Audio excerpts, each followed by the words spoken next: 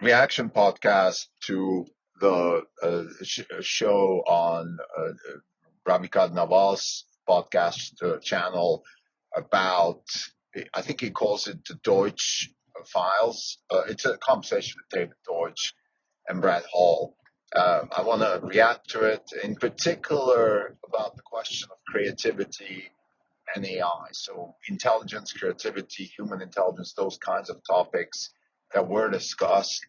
And Deutsch has in my opinion, a bit of I would say it's a bit of a retro opinion here, in a sense that he's hanging on to a very un-Deutschian thin thread, in my opinion, just because I almost feel like he's a bit anthropocentric here, like he wants to protect the humanness of creativity, some sort of human ability to exhibit intelligence, and I don't see it that way. And this is my reaction to this particular conversation. In a nutshell, he thinks AI is the way we develop AI right now. It's completely not human. There's no such thing as artificial general intelligence or super intelligence. It's just an extension of human intelligence, and that humans have a very different type of intelligence, something we're not in the process of engineering right now. And I have my doubts. That's all I want to say. I'm certainly not gonna. Um, um, this is not about me saying I'm right, he's wrong, or anything like that. I would not dare do that with Deutsch anyway. But he's got this snidey habit of telling people they're wrong, and I think in this case he's just I think he's on the wrong path here.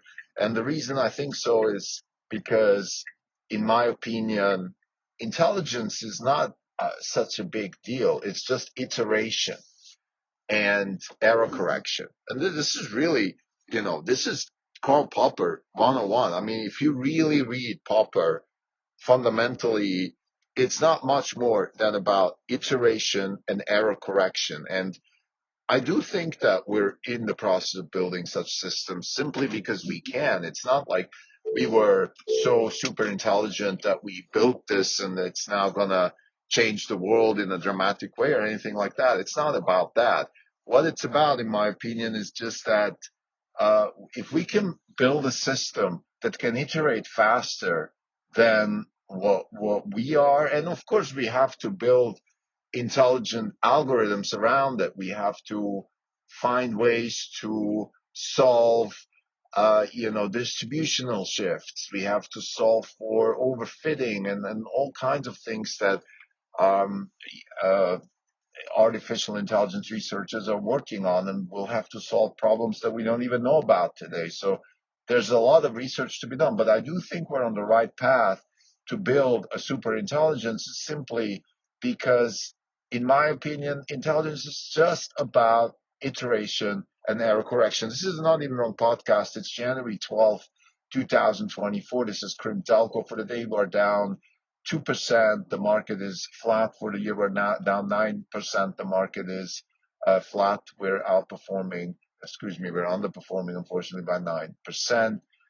Just before I go into the conversation, unfortunately, the bad news for Tesla continues now. They are shutting down some production in Germany because of, allegedly, because of problems in the Middle East. I don't think so. I think this is, there is a demand pocket here, and it just feels like that the car market is slowing, consumption is slowing. I guess it has to be driven by housing, maybe. I don't know the macro intricacies here, but this is what's going on, and we have to brace ourselves for a pedestrian volume growth, if at all, this year, and that's going to hurt the stock, no question about that. So we're not invested in the right place right now. I think right now the place to be is AI, Nvidia, Synopsys, Microsoft. We're not selling.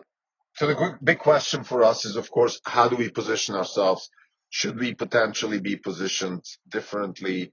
I'm not going to discuss this right now. I think this is a conversation for another podcast, but the purpose of this series is to give people a sense of what it feels like to run a hedge fund, and it looks like we're a little bit in in a tight spot right now because it looks like we're not positioned properly to take advantage of the trends that we're seeing. And that's, of course, an uncomfortable feeling. Let's get to the conversation. So this is a reaction podcast to Ravikant Naval's conversation with David Deutsch. And they're talking about intelligence. They're talking about creativity. And Deutsch says that these things don't get it. These machines don't get it. They just keep trying and they don't get it. And I feel like, look, David, yes, but what are you? How are you different? I mean, you're the ultimate Popperian, try and error, error correction. There's no, uh, there's no method. I don't want to bring in fire Robin here, but look, even the methods are questionable. The learnings are ephemeral because there's no authority in knowing something. There's only improvement. Um, if you take that seriously and you extrapolate, aren't you going to get to a machine, whether it's biological or artificial or digital, doesn't matter, that is just trying to iterate faster at lower cost and correct errors faster? If you read papers, I'm reviewing Europe's now and reading papers across the board from hardware problems such as flash attention to reinforcement learning research in terms of what makes transformers more suitable for reinforcement learning, what kind of learning algorithms are better in decision making agents versus or can we use supervised learning in iterative decision making scenarios. Lots of questions like that. If you really boil it down, look, it's about trying to iterate faster over more data to learn and make mistakes and correct those mistakes. And I don't see why whatever creativity we have now, whatever that is, why that is not achievable. Now, maybe Deutsch is correct in a sense that it's going to be always unbounded because the moment we have a certain creativity, then there will be something else that these machines can't do that maybe humans or other machines could come up with. And therefore, the status of creativity, so state T, is always going to be less creative than state T plus one. In that sense, I agree, but that's irrelevant. That's a academic exercise. I think fundamentally the idea that we can achieve a Van Gogh in terms of digital intelligence, I think is totally possible. And I feel, again, what Deutsch says is what's possible under the laws of physics is going to happen. And what is disallowed by the laws of physics is not going to happen. That is true for creativity too. Are the laws of physics fundamentally disallowing human level creativity? Well, no, because we evolved in physics also. So why shouldn't we be able to bring machines to life that can do the same thing? So I'm absolutely positive that we will have a Van Gogh style creativity. In fact, we'll have a lot more than that. And I think there's already research on that front. For example, the lady that was at the HAI conference in this fall at Stanford, where she spoke about the machine knowledge that they're trying to dissect. I think she's from Google Mind, DeepMind. So the machine has a certain type of knowledge. Some of it is human understandable, and some of it is not. And that machine knowledge, in my opinion, is really an interesting concept because it's something. It's knowledge, it's relationships, it's self-attention, transformer type knowledge maybe, or whatever. But let's say in the transformer world, it's a set of a relationship matrix between data points that is not known to humans or that humans are not familiar with. And in that context, it's knowledge that we're not really familiar with, right? Now you can say, well, it's been aggregated from the internet, and then humans have fed the internet with knowledge, therefore it's human knowledge. But that, to me, again, it's just semantics. Who cares whether it's human or not? If a robot learns how to drive on the road and the robot somehow figures out how to drive differently, you can say, well, yeah, but it still learned from human knowledge because the robot was built by humans. Yeah, but but it figured something out within the context of that particular road. And I don't care if it was built by humans or not. It's different. But my point is, look, the more you iterate, the lower. If you find a way to iterate at lower cost, and your errors are at lower cost, or at least your errors can be corrected maybe faster than the actual cost kick in. So then you are in a process of iterating faster, and then you can come up with new ideas. And to me, that is what creativity is all about. It's actually it's not very different. Let's say if you take quantum computing, right? What's the big holy grail in quantum computing? It's the same thing. Like, can we correct our errors faster than the decoherence time in the substrates? And uh, in that sense, you could say any kind of creative system corrects errors faster than the cost kick in of making those errors. And if we can build a system like that, we will almost by definition find ways to come up with new things. Now, there has to be a lot of research has to be done, in particular overfitting, again, out of distribution, problems that can lead agents to hallucinate or make decisions uh, that are suboptimal, right? But then what is suboptimal? From a human perspective, suboptimal means something that we don't want the machine to do. I think we're still in that realm, but we could get to the point very quickly where the machine does what it wants, and therefore is, in a sense, disobeying, is, in a sense, Van Gogh, because Van Gogh was a biological machine that didn't do what it was supposed to do, and created something really new. So I want to finish this episode just by one more thing, and that it's really dear to my heart. It goes back to the work I've been encountered with at Eurips, the DeepMind work, its particular fund search, for example. And the idea is really that that you build a system that can deploy its own resources in knowledge search, right? So what that means concretely is that we have let's say in fund search, it's a system that solves math problems by searching function space.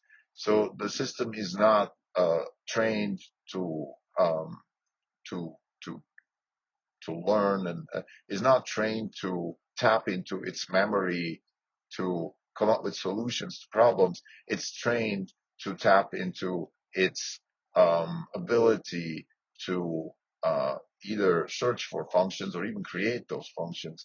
So iterate around functions until it finds a function that could potentially solve a problem. Now that to me is a very interesting path, um, because it's recursive. There's also the improvement of the search itself. So there's this iterative, recursive improvement of the problem solving mechanism in itself. And I think, to me, that's the path that I would want to take when on the path of intelligence, whatever, whether it's superhuman or not, doesn't matter. And I think that's something Deutsch is not talking about enough. So as a conclusion, I would say my feeling of Deutsch is that he's a little defensive.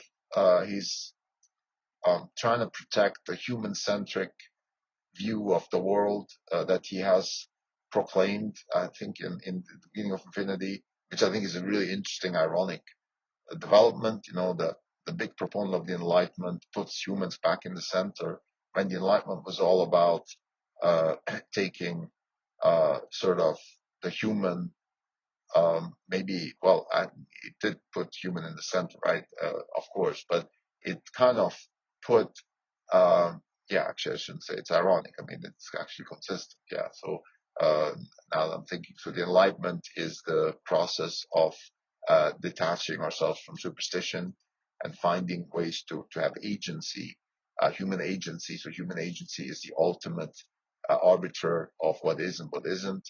And now we have digital agents that compete with human agents, and that is rubbing Deutsch off the wrong way. Understandable. Now we have to think, okay, what does that mean for us humans? And I would say it means that there's nothing changes. There's still human agency. There might be just another species evolving with our help that is digital, that has this ability to iterate and error correct.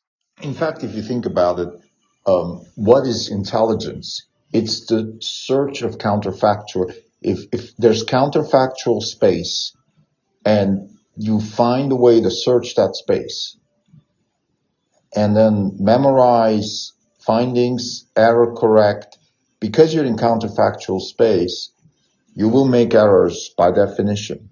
The only way you can progress as a intelligent system, whether you're biological or digital, is through searching counterfactual space. If you don't search counterfactual space, you don't gather information, and you're just standing still intellectually, or this is very much in line with what Deutsch actually says in the particular episode, which is most human work is not meaningful in a sort of AI sense because you're not searching counterfactual space anymore. You're just doing the same thing, or maybe you're reducing counterfactual space. You're not really searching, because incrementalism is not really exploring counterfactuals. Incrementalism is knowing where you're going to get, right? It's you already know where you're going to get. Like this goes back to Clayton Christensen and his critique on Wall Street.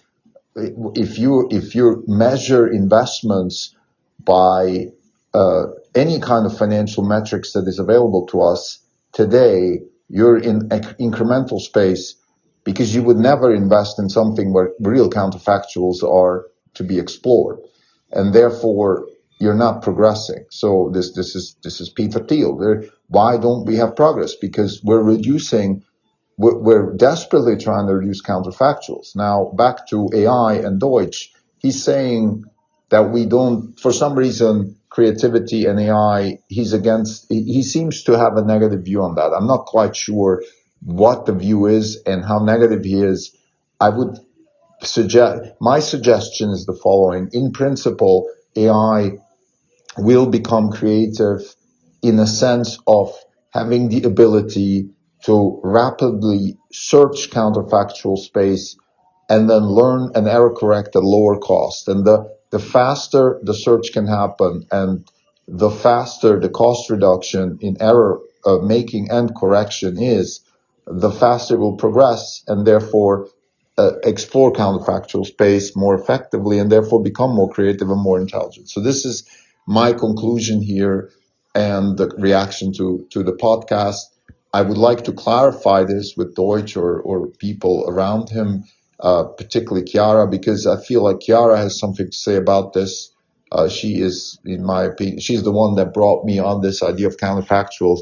And just one last note, for people who haven't been at NeurIPS, I can attest that at least on the academic side of AI, so when you look at real, let's say the PhD thesis of his name is Kumar, his first name eludes me right now, just published PhD under Sergey Levin about offline reinforcement learning.